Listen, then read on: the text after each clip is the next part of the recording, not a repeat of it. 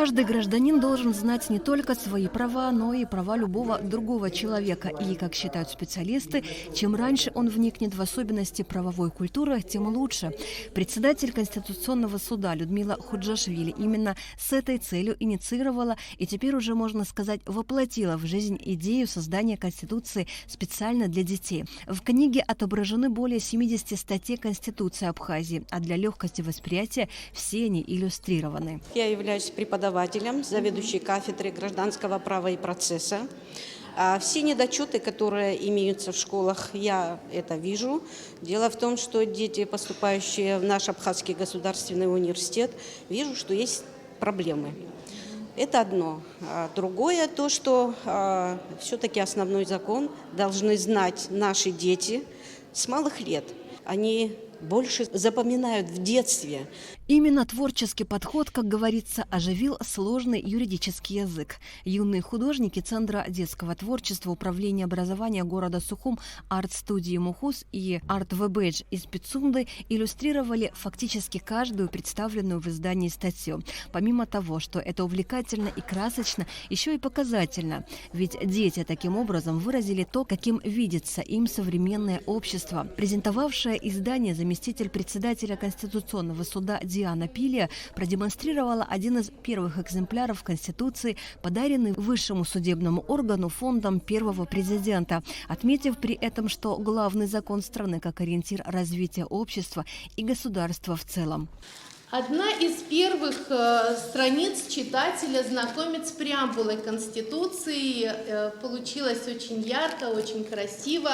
И эта торжественная вступительная часть Конституции, она имеет существенное значение для уяснения всего смысла Конституции. И преамбула всегда во всех конституциях, она обладает большим идеологическим смыслом и большой идеологической нагрузкой. Это способствует утверждению гуманизма, утверждению любви к своей родине, к своему отечеству и приверженности к демократическим ценностям. Участники презентации были единогласны во мнении, что данное издание необходимо использовать не только в школах, но и в высших образовательных учреждениях. О том, что Конституция для детей может стать качественным подспорьем для школьников, сказал министр просвещения и языковой политики Инал Габлия с предложением провести встречу с учениками, которых особенно заинтересовала Конституция Абхазии. Он обратился к судьям Конституционного суда. Уполномоченная по правам ребенка Мактина Джинджоля считает важным развитие правовой культуры детей и подростков, и потому данное издание – не что иное, как существенный вклад в общее дело. Действительно, это такое событие для нашей республики. Уверена, что благодаря такой вот прекрасной иллюстрированной книге детской конституции у детей вырастет интерес к изучению основного закона нашей республики. Председатель детского фонда Абхазии Асида Ломи считает, что данное издание может стать хорошим подспорьем для старшеклассников, и на это есть основания. Несколько лет назад мы провели небольшой такой опрос в 3 школах Сухума, ну и вот в университете и так далее. И вот представьте себе, что был, значит, опрос по правам человека в абхазской школе, в армянской и в русской школе. И, к сожалению, глубокому, я хочу вам сказать о том, что самый худший результат дети показали в абхазской школе. Вы понимаете это? Получился какой результат? Они отвечали анонимно, абсолютно, там не было никакого вот, как вам сказать, подвоха или что-то такое. И вот ввиду этого я думаю, что вот такая, например, такая книга, которая сейчас вышла, да, под вашим руководством, и она будет очень большим ресурсом именно для этих учителей, которые занимаются с этими детьми. Понимаете? Что действительно означают права и обязанности, какие ценности считаются важными для здорового общества, почему нужно уважать и соблюдать законы страны.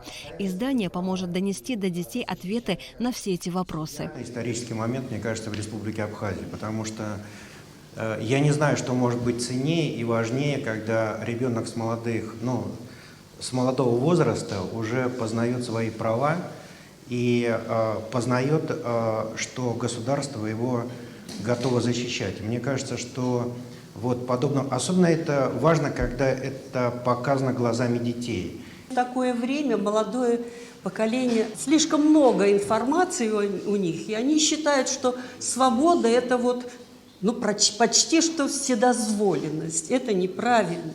Появление вот в таком виде здесь, в этом сборничке, я думаю, очень хорошо для того, чтобы понимание у подрастающего поколения было, что он не только свободен в своих высказываниях, но еще обязан по отношению к своей стране, к своему народу. Не могу не отметить действительно рисунки, которые здесь сделаны. И мне очень сильно понравился рисунок, который касается того, что каждый человек обязан уважать и защищать окружающую среду. Мне кажется, идеально описывает эту статью и очень поможет детям осваивать те положения Конституции, которые закреплены. Взяв в руки красочно иллюстрированную книгу, так и хочется ее прочесть. Сложные юридические термины становятся понятнее, осваивается легче.